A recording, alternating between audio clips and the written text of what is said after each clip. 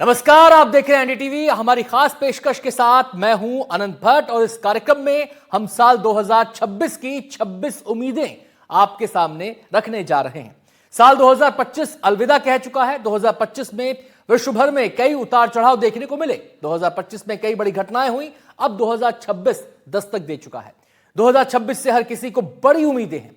आपके प्रदेश, देश और दुनिया में 2026 में बहुत कुछ बड़ा होने वाला है। 2026 से हर किसी को बड़ी उम्मीदें भी हैं, बड़े सपने हैं। कैसे होंगे वो सपने पूरे? क्या है 2026 की बड़ी उम्मीदें? देखिए हमारे इस खास कार्यक्रम में।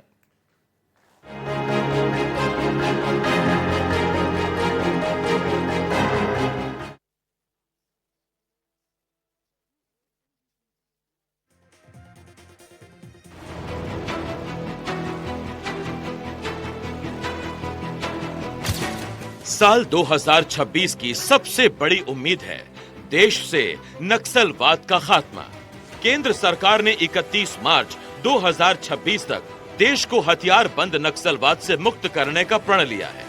सुरक्षा बलों के साहस, केंद्र सरकार की मजबूत इच्छा शक्ति और बेहतर प्लानिंग के चलते अब वो दिन वाकई दूर नहीं जब हथियार बंद नक्सलवाद सिर्फ इतिहास बनकर रह जाएगा।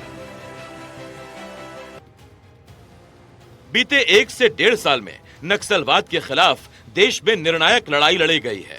सुरक्षा बलों के हौसले के सामने कई बड़े नक्सलियों ने हथियार डाल दिए तो कई ढेर हो गए। नक्सलियों की टॉप लीडरशिप ध्वस्त हो चुकी है। नक्सल घटनाओं में एक बड़ी गिरावट आई है। मध्य प्रदेश नक्सल मुक्त हो चुका है, जबकि छत्तीसगढ़ नक्सल मुक्त होने की कगार पर है। नक्सलियों के खिलाफ लड़ाई में साल 2026 निर्णायक साबित होगा। मध्य प्रदेश, छत्तीसगढ़, महाराष्ट्र, तेलंगाना, आंध्र प्रदेश और ओडिशा के उन इलाकों तक विकास पहुंचेगा जो नक्सलवाद के दंश की वजह से आज भी पिछड़े हुए हैं।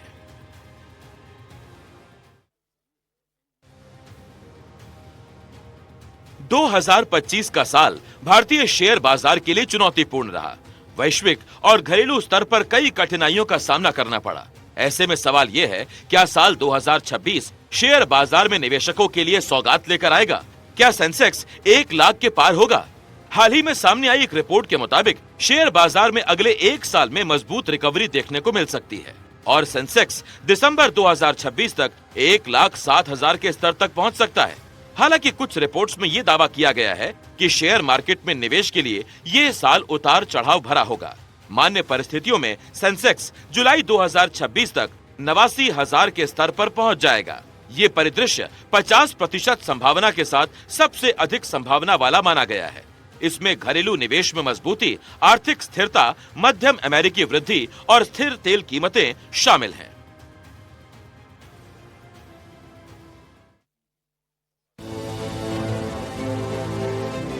सोने का भाव साल 2025 में जिस तेज रफ्तार से बढ़ा है, उसने हर निवेशक को हैरान कर दिया है। 2025 में सोना 60 से 67% तक चढ़ गया और लगातार नए रिकॉर्ड बना रहा है।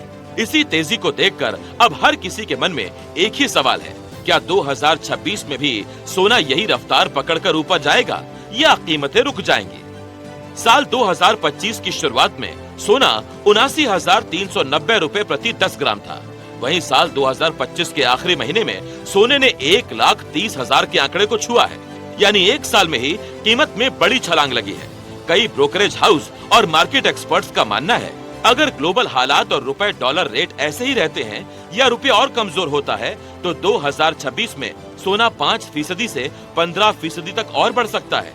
इस बढ़त के बाद भारत में सोने की कीमत 1,45,000 रुपए से लेकर 1,55,000 रुपए प्रति 10 ग्राम तक जा सकती है।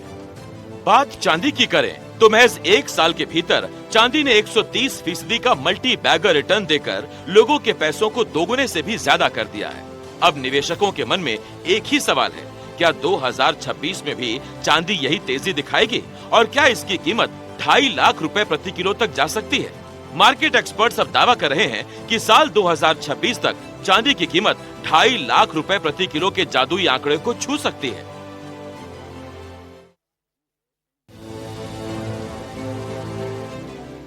साल 2026 नई उम्मीदों को लेकर आया है। अपनी छत का सपना देख रहे घर के खरीदारों के लिए ये साल अच्छी खबर ला सकता है। साल 2026 घर खरीदारों के लिए इस दशक का सबसे बेहतरीन साल हो सकता है। इसका कारण ब्याज दर में ऐतिहासिक गिरावट है। कुछ ताजा रिपोर्ट के मुताबिक और बाजार के मौजूदा रुझान देखते हुए एक्सपर्ट साल 2026 को लेकर ये उम्मीद जता रहे हैं। साल 2025 में महंगाई दर काबू आने और वैश्विक दबाव कम होने के कारण ब्याज दरों में करीब 125 बेसिस पॉइंट्स की बड़ी कटौती देखी गई है। वहीं रेपो रेट फिलहाल 5% के स्तर पर है। इसीलिए ये साल घर खरीदने की क्षमता के लिहाज से गेम चेंजर साबित हो सकता है। हालांकि आसान लोन के साथ ही अगर प्रॉपर्टी के दामों में भी कमी हो तो ही मिडिल क्लास को इसका फायदा मिलेगा, वरना ये उम्मीद सिर्फ उम्मीद बनकर न रह जाए।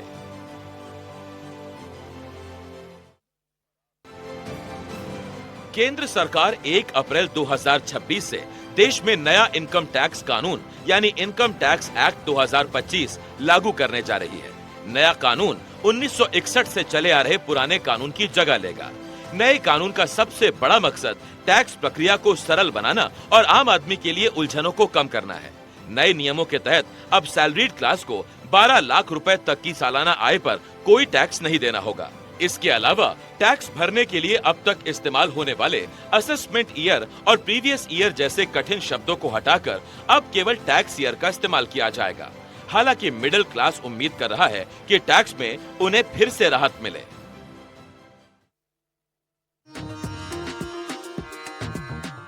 साल 2026 किसानों के लिए खास होने वाला है। उम्मीद की जा रही है कि इस साल केंद्र सरकार किसान सम्मान निधि बढ़ाने को लेकर कोई फैसला ले सकती है। किसान सम्मान निधि के रूप में फिलहाल किसानों को 6,000 रुपए की सालाना राशि मिलती है। उम्मीद है कि साल 2026 के बजट में सरकार किसान सम्मान निधि का बजट बढ़ा सकती है।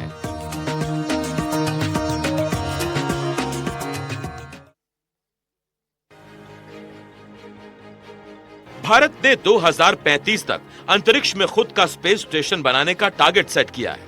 इसका श्री गणेश 2026 से किया जाएगा। इसरो ने मार्च 2026 तक 7 मिशन का शेड्यूल शेयर किया है।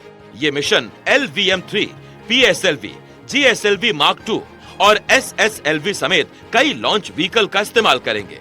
इसरो के शेड्यूल में पहला मानव रहित गगनयान मिशन शामिल है।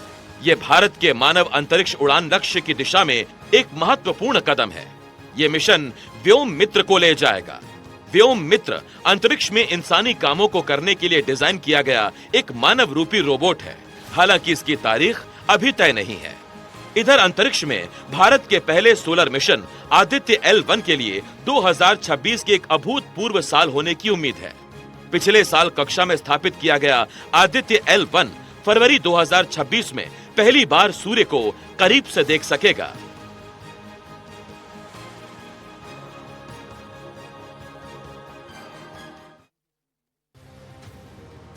डिफेंस सेक्टर में भारत के लिए साल 2026 बेहद अहम माना जा रहा है। HAL सेना को इस साल 5 LCA तेजस मार्क 1A फाइटर जेट देने जा रहा है। ये फाइटर जेट्स अपने पुराने वर्जन से कहीं ज्यादा घातक और अत्याधुनिक रडार सिस्टम से लैस हैं। इसके अलावा एक्सपर्ट्स के मुताबिक जो मुख्य प्लेटफॉर्म सर्विस में आएंगे उनमें light combat aircraft LCA mark 1A, nuclear powered ballistic missile submarine Aridhaman, कुछ project 17A stealth frigate, India में बने C295 transport aircraft, Akash next generation surface to air मिसाइलें और इंटेलिजेंस, सर्विलांस और रिकॉनेसेंस ISR के लिए ड्रोन शामिल हैं।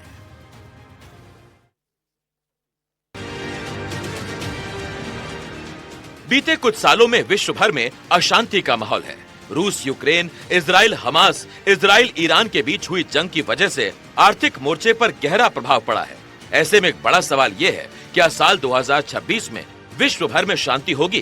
क्या 4 सालों से चला रहा रूस और यूक्रेन का युद्ध खत्म होगा? अमेरिकी राष्ट्रपति डोनाल्ड ट्रंप ने रूस और यूक्रेन के बीच युद्ध खत्म कराने के लिए पूरा जोर लगा दिया है। भारत भी दोनों देशों के बीच शांति के पक्ष में है। हालांकि अमेरिका के प्रयासों के बाद भी दोनों देशों के बीच तनाव कम नहीं हुआ है। उल्टा पिछले दिनों दोनों देशों के बीच तनाव और बढ़ गया। ऐसे में इन दोनों देशों के बीच जारी युद्ध के लिए साल 2026 बहुत अहम साबित होने वाला है। कई एक्सपर्ट्स का दावा है कि ये साल रूस यूक्रेन युद्ध के लिए निर्णायक साबित होगा। साथ ही ये तनाव किसी निर्णायक स्थिति में जरूर पहुंचेगा। इधर भारत का पड़ोसी अपनी नापाक हरकतों से बाज नहीं आ रहा है। हाल ही में पहलगाम हमले के बाद भारत और पाकिस्तान के बीच हालात तनावपूर्ण हो गए थे। उपमहाद्वीप में शांति के लिए ये जरूरी है कि भारत का पड़ोसी अपनी हरकतों से बाज आए।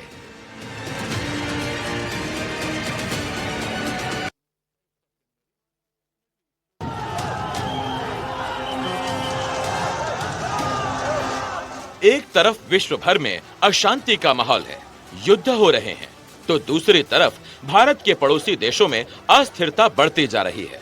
पाकिस्तान, नेपाल, बांग्लादेश और श्रीलंका में 2025 में भारी उठापटक देखने को मिली।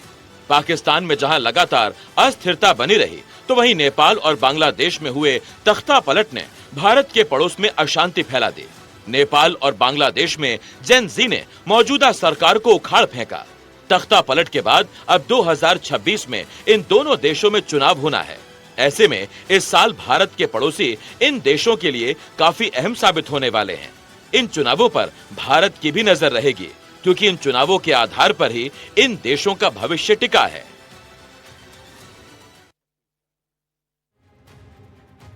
साल 2026 भारत और अमेरिका के रिश्तों के लिहाज से महत्वपूर्ण रहने वाला है। अमेरिकी राष्ट्रपति के बड़बोलेपन की वजह से भारत और अमेरिका के रिश्तों के भविष्य पर भी सवाल उठते रहे हैं। इस बीच भारत पर अमेरिका की तरफ से लगाए गए 50% टैरिफ को लेकर भी बवाल जारी है। एक्सपर्ट्स की माने तो रक्षा सहयोग, आर्टिफिशियल इंटेलिजेंस और उभरती हुई टेक्नोलॉजी भारत अमेरिका संबंधों के अगले चरण का मुख्य आधार बन सकते हैं, क्योंकि दोनों देश अनसुलझी राजनीतिक और व्यापारिक चुनौतियों के बावजूद रणनीतिक क्षेत्रों में गति बनाए रखना चाहते हैं। भारत और अमेरिका में रक्षा, टेक्नोलॉजी और एनर्जी के क्षेत्र में सहयोग बढ़ा है। ये 2026 में द्विपक्षीय संबंधों को स्थिर करने के लिए एक आधार प्रदान करता है, लेकिन इसके लिए सबसे जरूरी होगा अमेरिका के ट्रंप टैरिफ में कटौती। सूत्रों की माने तो भारत ने अमेरिका के सामने टैरिफ हटाने का फाइनल प्रस्ताव रखा है। अब ट्रंप का फैसला भारत और अमेरिका के रिश्तों का भविष्य तय करेगा।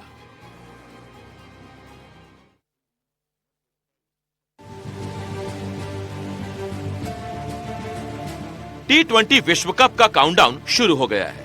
भारत और श्रीलंका की संयुक्त मेजबानी में 7 फरवरी से टूर्नामेंट का आगाज होगा। इस वर्ल्ड कप में भारतीय टीम से दर्शकों को काफी उम्मीदें हैं। T20 वर्ल्ड कप के लिए 15 सदस्यीय भारतीय टीम की घोषणा हो चुकी है। सूर्य कुमार यादव की अगुवाई में भारतीय टीम इस बार फिर अपना जलवा दिखाने को तैयार है। जहां एक तरफ शुभमन गिल को वर्ल्ड कप स्क्वाड से बाहर रखने पर बहुत बवाल हुआ था, तो वहीं विकेटकीपर बल्लेबाज ईशान किशन और भरोसेमंद फिनिशर रिंकू सिंह की टीम में वापसी हुई है। भारतीय T20 वर्ल्ड कप स्क्वाड को देखकर दर्शक एक बार फिर टीम को वर्ल्ड कप ट्रॉफी जीतने की उम्मीद बांधे बैठा है। 15 फरवरी को होने वाले भारत पाकिस्तान के हाई वोल्टेज मुकाबले का दर्शक बेसब्री से इंतजार कर रहे हैं। 8 मार्च 2026 को भारतीय दर्शक फिर से अपनी टीम को वर्ल्ड कप ट्रॉफी उठाते देखना चाहते हैं।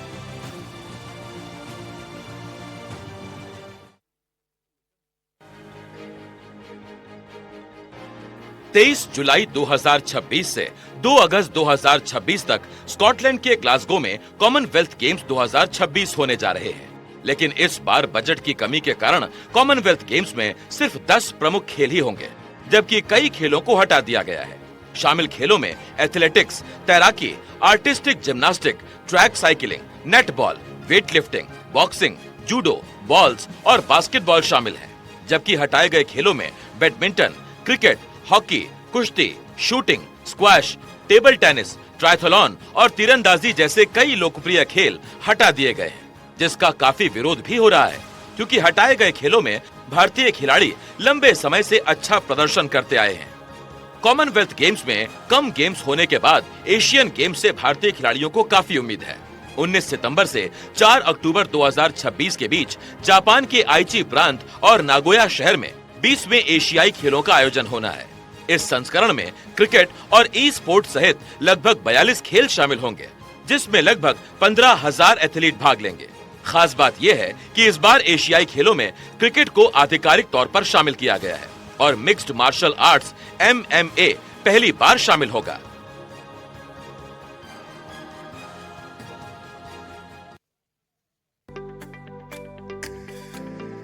साल 2026 मध्य प्रदेश और छत्तीसगढ़ के खिलाड़ियों के लिए अहम साल साबित होने वाला है।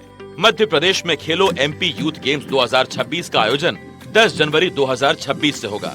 एमपी के खेल एवं युवा कल्याण मंत्री विश्वास सारंग के मुताबिक ये मध्य प्रदेश का ओलंपिक है। इस आयोजन के तहत ब्लॉक, जिला, संभाग और राज्य स्तर पर खेलों के आयोजन होंगे।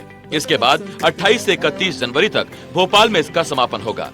इस आयोजन में क्रिकेट के साथ पारंपरिक खेल जैसे पिट्ठू और रस्साकशी समेत कुल 27 खेलों को शामिल किया गया है। छत्तीसगढ़ में बीते 2 सालों की तरह साल 2026 में भी बस्तर ओलंपिक का भव्य आयोजन होगा। इसके अलावा साल 2026 में छत्तीसगढ़ में खेलो इंडिया ट्राइबल गेम्स का भी आयोजन होना है, जिसमें देश भर के खिलाड़ी हिस्सा लेंगे। बस्तर ओलंपिक से खेलों की दुनिया में अलग पहचान बना चुके छत्तीसगढ़ को इस आयोजन की मेजबानी मिलना प्रदेश के लिए गौरव की बात है।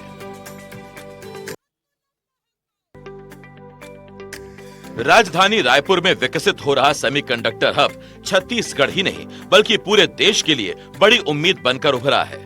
नवा रायपुर में स्थापित हो रहा ये प्लांट भारत को सेमीकंडक्टर चिप बाजार में अमेरिका, चीन के दबदबे को चुनौती देने की दिशा में आगे बढ़ाएगा। नवा रायपुर में इस प्लांट का पहला चरण मई 2026 तक पूरा होने की उम्मीद है। सेमीकंडक्टर सामग्री और इलेक्ट्रॉनिक कलपुर्जे बनाने वाली कंपनी AEIMK को कोसला इंडस्ट्रियल पार्क में 11.28 एकड़ जमीन आवंटित की गई है। अप्रैल 2025 में मुख्यमंत्री विष्णुदेव साय ने देश के पहले अल्ट्रा एडवांस टेक्नोलॉजी आधारित गैलियम नाइट्राइड सेमीकंडक्टर निर्माण संयंत्र की आधारशिला रखी थी।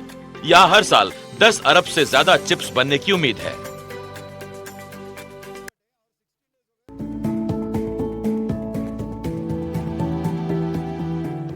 मध्य प्रदेश सरकार ने भोपाल और इंदौर के लिए मेट्रोपॉलिटन क्षेत्र विकास विधेयक 2025 पेश किया है, जिसके तहत मास्टर प्लान और विकास योजनाएं बनाई जा रही हैं, जिससे मेट्रो का विस्तार, एकीकृत शहरी विकास शामिल है।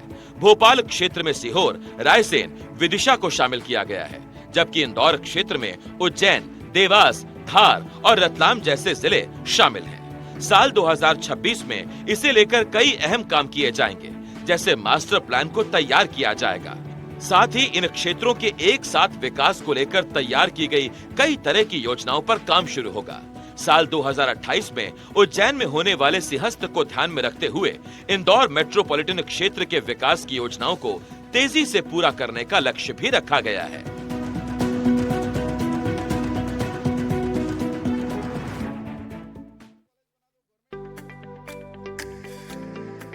1 जनवरी 2026 से राजधानी रायपुर, दुर्ग, भिलाई और नवा रायपुर अटल नगर को मिलाकर स्टेट कैपिटल रीजन के रूप में विकसित करने की प्रक्रिया आधिकारिक तौर पर शुरू होगी। इसके तहत 5 करोड़ रुपए के बजट से रायपुर दुर्ग के बीच मेट्रो रेल सेवा के शुभारंभ की योजना भी बनाई गई है। छत्तीसगढ़ विधानसभा में राजधानी क्षेत्र विकास प्राधिकरण विधेयक 2025 पारित हो चुका है।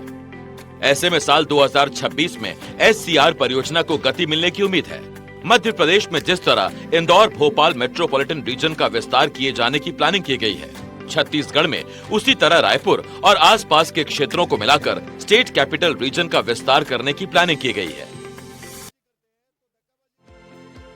देश में चीता संरक्षण की मिसाल बन चुका श्योपुर का कूनो नेशनल पार्क एक बार फिर इतिहास रचने जा रहा है। 26 जनवरी 2026 को बोत्सवाना से 8 चीते भारत लाए जाने की तैयारी है, जिनमें 2 वयस्क मादा चीता और उनके 6 छोटे शावक शामिल हैं। ये पहली बार होगा जब भारत में मादा चीता अपने शावकों के साथ लाई जाएगी। इसके लिए बोत्सवाना से आए 3 सदस्यीय उच्च स्तरीय प्रतिनिधि मंडल ने कूनो नेशनल पार्क का गहन निरीक्षण कर लिया। वर्तमान में मध्य प्रदेश में वयस्क और शावकों को मिलाकर कुल 30 चीते हैं, जबकि गांधी सागर अभयारण्य में 3 चीतों को शिफ्ट किया गया है। बोत्सवाना से 8 चीते आने के बाद देश और प्रदेश में चीतों का कुनबा साल 2026 में फिर बढ़ने वाला है।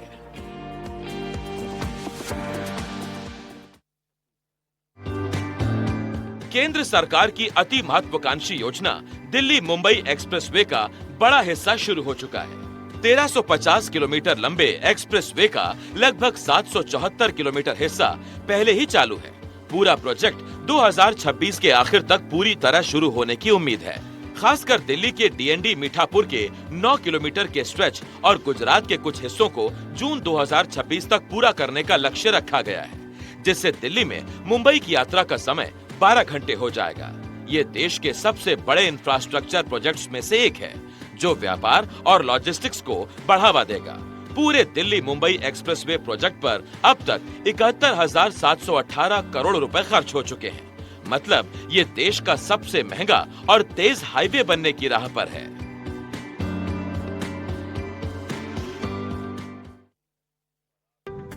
साल 2026 में सड़क परिवहन मंत्रालय टोल वसूली व्यवस्था में बड़ा बदलाव करने की तैयारी में है। सड़क परिवहन मंत्री नितिन गडकरी के मुताबिक देश भर में बिना रुकावट वाला बैरियर फ्री टोल सिस्टम लागू करने की तैयारी शुरू हो चुकी है और इसके पहले चरण के लिए 10 टेंडर जारी किए गए हैं। सड़क परिवहन मंत्री गडकरी के मुताबिक मौजूदा व्यवस्था में जहां टोल वसूली की लागत करीब 15% तक पहुंच जाती है, वहीं नए सिस्टम में इसे घटाकर लगभग 3% किया जा सकेगा। सालाना 50 से 60 हजार करोड़ रुपए के टोल कलेक्शन पर इससे करीब 8,000 करोड़ रुपए तक की बचत संभव है। साथ ही टोल प्लाजा पर लगने वाला समय भी बचेगा और लीकेज पर भी लगाम लगेगी। साल 2026 देश के सबसे बड़े सपने को साकार करने वाला भी हो सकता है। उम्मीद है साल 2026 में भारत की पहली बुलेट ट्रेन का पहला ट्रायल हो सकता है। मुंबई अहमदाबाद के बीच बुलेट ट्रेन का पहला कॉरिडोर बन रहा है। उम्मीद है कि पहला ट्रायल गुजरात के सूरत बिलीमोरा के 50 किलोमीटर के सेक्शन के बीच हो। जापान से लाई जाने वाली E10 शिंकानसेन ट्रेन 320 किलोमीटर प्रति घंटा की रफ्तार से दौड़ने की तैयारी में है, ताकि 2027 तक गुजरात में ऑपरेशन शुरू किया जा सके। ये भारत के हाई स्पीड रेल के सपने को हकीकत में बदलेगा। 2026 के अंत तक इंदौर और भोपाल दोनों शहरों में मेट्रो के नए कॉरिडोर शुरू होने की उम्मीद है। भोपाल मेट्रो का पहले चरण का प्रायोरिटी कॉरिडोर 21 दिसंबर 2025 को शुरू हो चुका है। सुभाष नगर से एम्स का प्रायोरिटी कॉरिडोर शुरू हो चुका है, जबकि दूसरे फेज में करोंद से एम्स के बीच तेजी से काम चल रहा है। इधर इंदौर में 31 मई 2025 को मेट्रो का पहला चरण शुरू हुआ था। इसमें गांधीनगर से सुपर कॉरिडोर के बीच मेट्रो शुरू हुई थी। अब इंदौर में सुपर कॉरिडोर से MR10 के बीच ट्रायल जारी है। ऐसे में इंदौर मेट्रो के लिए साल 2026 बेहद अहम है। 2026 में इंदौर और भोपाल में मेट्रो के अगले फेज को लेकर कई खुशखबरी आ सकती हैं।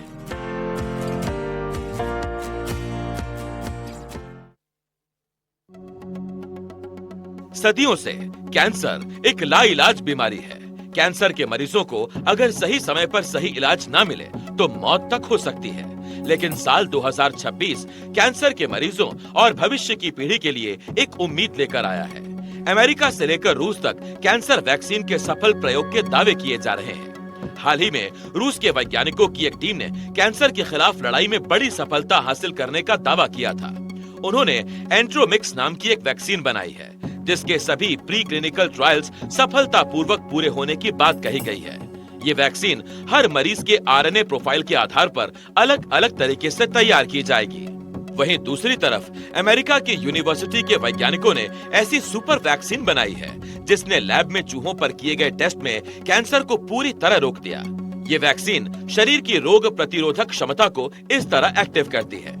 टेस्ट में जिन चूहों को ये वैक्सीन दी गई, वो महीनों तक हेल्दी रहे। वहीं बिना वैक्सीन वाले चूहों को कैंसर हो गया।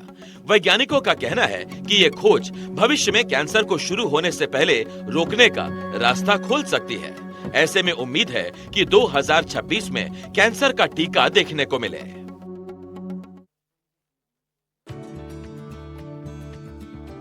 हर साल नवंबर से जनवरी तक दिल्ली समेत उत्तर भारत में प्रदूषण एक बड़ा मुद्दा होता है। ऐसे में दिल्ली यूपी सरकार प्रदूषण को लेकर कई प्रभावी कदम उठा रही है, जिसके चलते उत्तर भारत खासकर दिल्ली NCR के लोग ये उम्मीद कर रहे हैं कि आने वाले साल में उन्हें प्रदूषण से निजात मिले या कम से कम प्रदूषण का स्तर ही कम हो।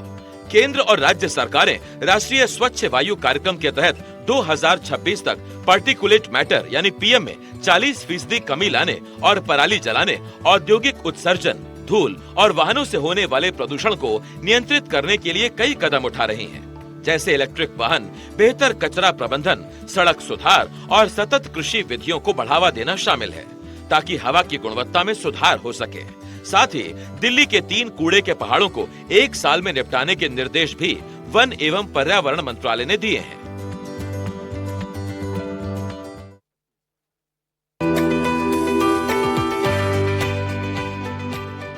साल 2026 में भारत में जनगणना की शुरुआत होगी।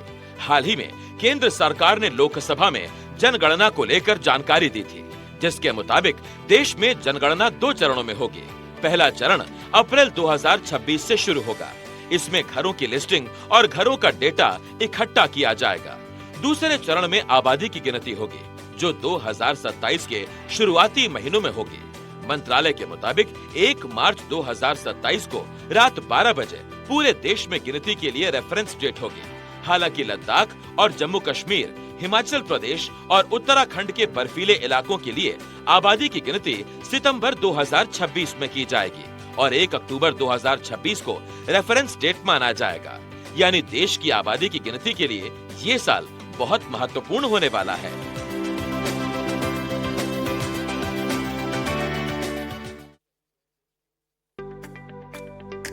केंद्र सरकार ने 8वां वेतन आयोग लागू करने का ऐलान किया है। अभी टाइमलाइन नहीं बताई गई है, लेकिन ऐसा माना जा रहा है कि ये जनवरी 2026 से लागू हो सकता है। सरकार का कहना है कि इसका मकसद केंद्रीय कर्मचारियों की सैलरी, पेंशन और अलाउंस को रिवाइज करना है। इससे कर्मचारियों को मिलने वाली रकम बढ़ेगी। आमतौर पर वेतन आयोग को अपनी रिपोर्ट तैयार करने में करीब 1.5 साल का समय लगता है। इसके बाद सरकार को रिपोर्ट लागू करने में भी कुछ महीने लगते हैं। पुराने अनुभवों को देखें तो माना जा रहा है कि 8वें वेतन आयोग की सिफारिशें 2027 में लागू हो सकती हैं। कर्मचारियों को उम्मीद है कि सरकार इसे बैक डेट से यानी जनवरी 2026 से लागू करके भविष्य में एरियर दे सकती है।